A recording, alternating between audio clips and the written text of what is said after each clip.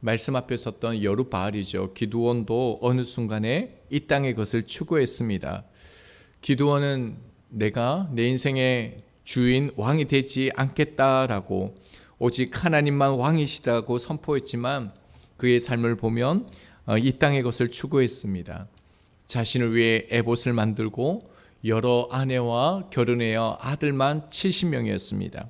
심지어 이방 여인이지요. 처백에서 아들 아비멜렉을 얻습니다. 아비멜렉의 뜻은 내 아버지는 왕이시다라는 뜻입니다. 기도는 분명 왕이 되어지지 않겠다라고 얘기했지만 실제로는 왕과 같은 삶을 산 것입니다. 그 결과 첩의 아들 아비멜렉이 왕이 되기 위해서요, 막내 아들 요담을 제외한 형제 69명을 죽이게 되는 비극을 자아냅니다. 요담은 그리심산에서 세겜 사람들의 잘못을 지적합니다. 너희들이 기드온의 은혜를 입었음에도 불구하고 아비멜렉의 아들 70명을 살해한 것을 그들이 묵인했을 뿐만 아니라 세겜의 형제라는 이유만으로 왕으로 삼은 것을 죄라는 것을 고발했습니다. 결국 세겜 사람들은 아비멜렉을 왕으로 삼았지만 서로가 배반하여 죽이려 합니다.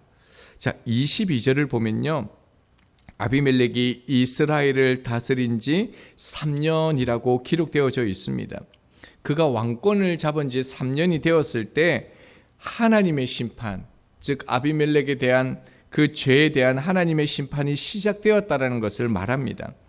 아비멜렉이 왕이 되었지만 왕권을 제대로 펼치기도 전에 몰락하게 되어집니다. 3년 만에요, 자신을 왕으로 세운 세겜 사람들과 원수가 됩니다. 세겜 사람들이 자기를 죽이려 한다는 말을 듣고 아비멜렉은 군사를 네 대로 나누어 매복합니다. 성을 완전히 동서남북으로 포위한 것입니다. 그래서 34절에서 41절의 내용은요, 가알이 아비멜렉과 싸우기 위해서 나가지만 패배하고 도망하게 되어집니다. 그리고 난 후 아비멜렉은요, 이 일에 연루되지 않는 무고한 생앱 성읍 백성들까지 죽이고 성을 헐게 되어집니다. 그 내용이 이제 45절까지인데요. 특별히 45절을 보면 백성을 죽이고 난 다음에 그 성을 헐고 소금을 뿌렸다라고 얘기합니다. 소금을 뿌렸다는 것은 그 땅이 황폐화되어서요, 다시는 그곳에 사람이 살지 못하도록 했다라는 것입니다. 지금 아비멜렉이요, 얼마나 악합니까? 이 모든 것이 어디로부터 나옵니까? 나 중심의 생각이 얼마나 집요하고요, 무서운 결과를 놓는지를 우리 가운데 잘 보여줍니다. 아비멜렉은 여기서 끝나지 아니하고요, 남은 사람들, 그 세겜들 중에 소수의 사람들을 또 죽이기 위해 쫓아갑니다. 자, 46절을 보면요, 세겜 망대의 모든 사람들이 이를 듣고 엘블릿 신전의 보류로 들어갔다라고 얘기합니다. 세겜성은요, 당시 강력한 성읍 중에 하나였습니다. 상업이나 군사적으로 중요한 위치에 있었습니다. 그래서 세겜 사람들은 아비멜렉 편에 서서요, 이 지금 세겜 땅을 이스라엘의 중심 도시로 도약하려고 했습니다. 그런데 지금 어떻습니까? 그들의 모든 영화는요, 한순간에 무너졌습니다. 그 성공을 위해서 아비멜렉과 결탁했는데 오히려 철저하게 파괴되어지고 있습니다. 가까스로 지금 목숨을 부지해서 망대 위로 올라갔습니다. 망대는요, 원형 또는 사각형으로 되어져 있는데 성 위나 가장 높은 곳에 만들어져 있습니다. 당시 망대는 위급할 때는요, 도피처로 사용이 되었는데 51절에 보면 데베스 백성들도 위급하고 죽음 앞에 있을 때 그들이 망대로 도망가는 것을 보게 되어집니다. 그런데 이 사람들이 망대 안에 있었지만 안심할 수가 없었습니다. 그래서요, 그들이 엘블릿 신전 보류로 들어갔다라고 얘기하고 있습니다. 보류는요, 바위를 깎아 만든 지하 동굴을 의미합니다. 자, 엘블릿은 무엇입니까? 4절의 바브릿과 같은 단어입니다. 그러니까 바알을 뜻합니다. 세겜 사람들은 바알을 섬기는 사람들임을 우리가 보았는데요, 지금 마지막 순간에 자기의 생명을 보호하기 위해서 바알의 보호를 받기 위해서 들어갔다는 것이요. 그뿐만 아니라 이곳은요, 아비멜렉이 초기에 은 70개를 받은 곳이 이 바브릿입니다. 그러니까 이곳에 들어가면 그래도 아비멜렉이 무슨 해로운 짓을 못할 것으로 믿었다는 것입니다. 마지막 소망이었죠. 자, 그런데 어떻게 되어집니까? 47절 48절의 내용은요, 아비멜렉이 그들이 신전에 모였다는 소식을 들었습니다. 그래서 아비멜렉이 모든 백성들과 함께 살몬산에 오릅니다. 그리고 손에 도끼를 들고 나무를 찍어서 그 입구에 쌓기 시작합니다. 자, 그런데 좀 특이한 게 하나 있었습니다. 일반적으로 이스라엘을 딱 우리가 떠오르면요, 이스라엘 산은요 거의 나무가 없는 민둥산입니다. 나무가 있어도 약한 에셀나무나 로뎀나무 정도만 있다라고 합니다.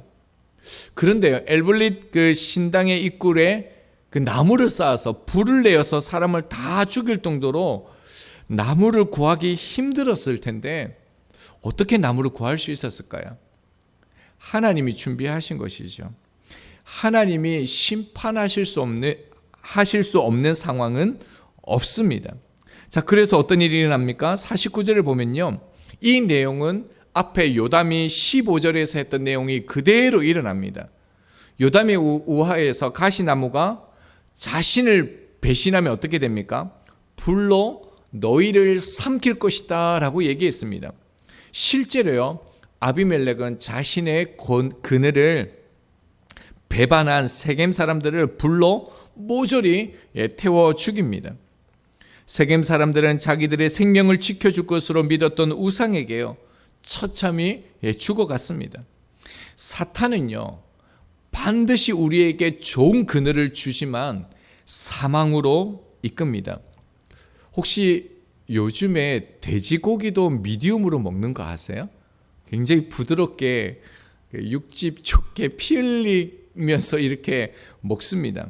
왜냐하면 그 1990년대에는 국산 돼지가 기생충의 위협이 있었는데 그 이후에는요 이제 위험이 사라졌다라는 고 합니다.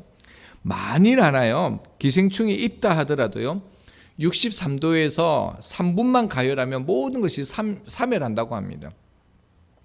그뿐만 아니라 요즘은 돼지를 사육하는 환경이 정말 좋다라고 얘기합니다. 돼지를 키울 때요 들판에서 키운다라고 합니다. 그리고 매일 깨끗하게 씻어줍니다. 그뿐만 아니라 모차르트나 베토벤이나 아주 좋은 클래식과 같은 그 음악을 돼지에게 들려준다라고 합니다. 그뿐만 아닙니다. 음식도 아주 잘 먹습니다.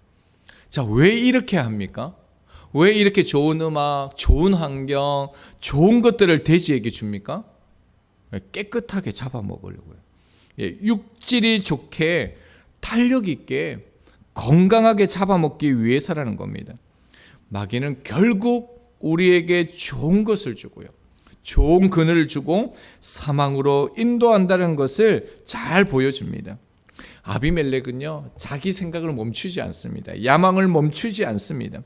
그리고 난 후에 데베스라는 지역을 가게 되어지는데, 자 50절 내용이 그 내용입니다. 그런데 왜 아비멜렉이요 데베스까지 갔는지 성경의 기록은 없습니다. 세겜 사람들처럼 이 사람들도 반란을 일으켰는지 아니면 아비멜렉이 자기 생각으로 영토 확장을 향해서 공격한 도시인지 알 수는 없습니다. 그러나 아비멜렉은 자신의 생각이 옳다라고 여겼고요, 계속적으로 전쟁을 일으킵니다. 그리고 승리하게 되어지죠. 자, 이 사람들이 세겜 성에서처럼 마지막 보류에 몰리게 되어집니다. 51절을 보면 그들도 함락되기 직전에 살기 위해서 망대로 도망을 갔다라고 얘기합니다. 그 성의 백성의 남녀 모두가 그리로 도망갔다라고 얘기합니다. 아비멜렉은 망대 앞에 일을 서서요 망대를 공격하기 위해서 이제 앞으로 나가게 되어집니다. 근데 52절을 보면요 아비멜렉이 망대의 문에 가까이 접근했다라고 얘기합니다. 왜냐하면 그 망대가 접근하기 힘든 위치에 있었던 것도 있었고요, 그리고 사람들이 그 공격의 저항도 만만치가 않았던 것입니다. 그래서 그것을 살피기 위해서 아비멜렉이 가까이 나아갔는데요. 그때 그것을 본 한 여인이요, 맷돌을 던지게 되어집니다. 그때 아비멜렉이 맞고 두개골이 깨어지는 것이 53절의 내용입니다. 당시 고대 그 전쟁에서는 남자들은 활과 창으로 싸움을 하였고요, 여자들은 물건이나 돌을 던져서 전투에 참여했다라고 나옵니다. 사사기를 보면 여인들이 이제 덜어 나옵니다. 사사 중에서 유일한 여자 사사인 드보라가요, 이스라엘을 괴롭히던 가나안 왕 야빈의 군대와 싸워서 이기죠. 그리고 철병거를 이끄는 시스라를 죽인 이방 여인 야엘이 나옵니다. 그런데 아비멜렉도 오늘 죽는데 용맹한 군인에 의해서 죽는 게 아닙니다. 이름조차 기록되어지지 않는 한 여인에 의해서 죽임을 당합니다. 몇 돌이 무게가 어느 정도 될까요? 20kg 정도 될까요? 자, 한 여인이요, 그 망대 위 저 위에서 그 수많은 사람들이 있는데 맷돌을 던집니다. 그런데 한 번에 아비멜렉을 맞춰서 두개골을 깨트립니다. 이게 가능하겠습니까? 어렵죠. 희박하죠. 무엇을 뜻합니까? 하나님께서 모든 역사 가운데 개입하고 계시다는 것입니다. 모든 가정 가운데 하나님이 함께 하신다는 것입니다. 그러니까 지금도 우리 가운데 하나님께서 개입하시고 인도하심을 이 말씀을 통해서 보여주시는 거죠. 그뿐만 아니라 지금 이 설교를 듣는 것도요, 우연이 아니라 하나님의 개입이라는 것입니다. 우리의 사는 것도 똑같습니다. 잘못을 저지르는 사람들이 하나님이 안 계신 것처럼 생각하지만, 그래서 하나님이 없는 것처럼 살지만 하나님이 똑똑히 보고 계시다는 것입니다. 갈라디아서 6장 7절입니다. 스스로 속이지 말라. 하나님은 업심여김을 받지 아니하시나니 사람이 무엇으로 심든지 그대로 거두리라. 자, 이제 54절을 보면요, 중상을 입은 아비멜렉은 급하게 자기 군사를 불러 자기를 죽이라, 나를 죽이라 라고 말합니다. 이 나를 죽이란 말이 참 많이 와닿았습니다. 나를 죽이라, 내 생각을 죽이라, 이 말을요, 이전에 요담이 하나님의 말씀을 전했을 때 그때 자기의 생각과 욕심에 대해서 나를 죽여라 라고 했다라면 이런 비극과 불행은 나타나지 않았을 것입니다. 그 이후에 아비멜렉의 죽음 이후의 내용은 아주 간단하게 기록합니다. 그리고 난 후 이스라엘 백성들은 각각 초소로 떠나 일상으로 돌아갔다라고 얘기하고요, 아비멜렉의 죽음, 세겜 사람들의 죽음은 하나님의 심판이었다라고 말씀하고 있습니다. 이제 말씀을 적용하겠습니다. 아비멜렉도요, 스스로 왕이 되고자 했습니다. 이것은 하나님이 원하시는 길이 아니었습니다. 그럼에도 불구하고 아비멜렉이 왕이 되고자 한 것은요, 하나님을 자기 인생의 왕으로 인정하지 않고 스스로 자기 인생에서 왕이 되고자 한 것입니다. 저희들은 이 결정의 비극을, 결말을 보았습니다. 신앙은 늘 외부적인 요인보다 내부적인 요인으로 무너지는 것 같습니다.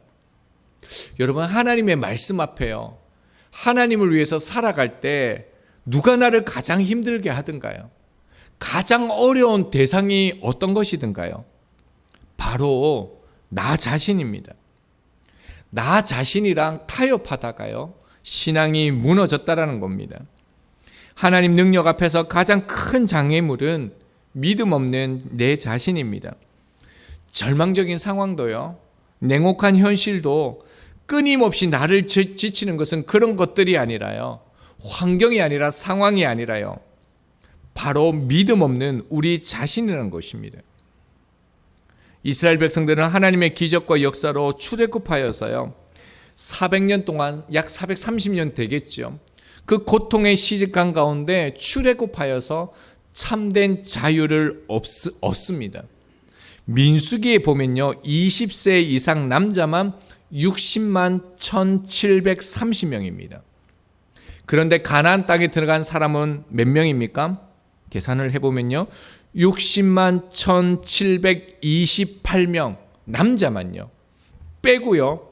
단 2명만 여호수아 갈렙만 들어갑니다. 왜 그렇습니까? 하나님을 믿지 않는 모습으로 인해서 광야에서 모두 엎드려져 죽었습니다. 문제가 무엇입니까? 눈에 보이는 애굽입니까? 바로입니까? 광야입니까? 홍해입니까? 아닙니다. 내 자신이었습니다. 무엇이 변해야 할까요? 무엇이 회복되어야 할까요? 믿음 없는 우리 자신입니다. 그래서 오늘 우리가 어떻게 사는 것보다 중요한 것은요, 믿음의 삶을 살고 있느냐 하는 것입니다. 믿음의 삶을 살아가는 것은 말씀을 따라간다는 것이 내 생각대로 사는 것이 아닙니다.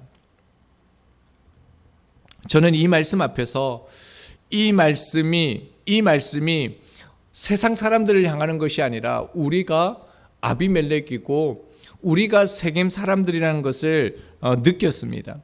그래서 우리는요, 끊임없이 자기를 비우고요, 내 욕심을 내려놓아야 됩니다. 어디까지 내려놓아야 될까요? 예수님을 철저히 자신을 다 내려놓으셨습니다. 빌립보서 2장 6절에서 8절입니다. 그는 근본 하나님의 본체시나 하나님과 동등됨을 취할 것으로 여기지 아니하시고 오히려 자기를 비워 종의 형체를 가지사 사람들과 같이 되셨고 사람의 모양으로 나타내사 자기를 낮추시고 죽기까지 복종하셨으니 곧 십자가에 죽으십니다. 예수님의 온전히 내려놓으심으로 하나님의 구원의 역사가 나타났습니다. 나를 내려놓을 때만 하나님의 뜻에 무감각해 있는 나를 바라볼 수 있고요, 온전히 주님을 의지할 수 있습니다. 무엇이 변해야 합니까? 교회가 바뀌어야 합니까? 남편이요? 아내가요? 자녀들이요? 아니면 세상이 바뀌어야 됩니까? 우리들은 심지어 하나님이 바뀌어야 한다고 생각합니다. 아닙니다. 철저하게 나 자신이 바뀌어야 합니다. 나 중심의 가짜 믿음은요, 주님을 섬기는 것이 아니라 나를 섬기는 것임을 우리가 잊지 않고요, 오늘 하루의 주어가 내가 아니라 오직 주님이길 소망합니다.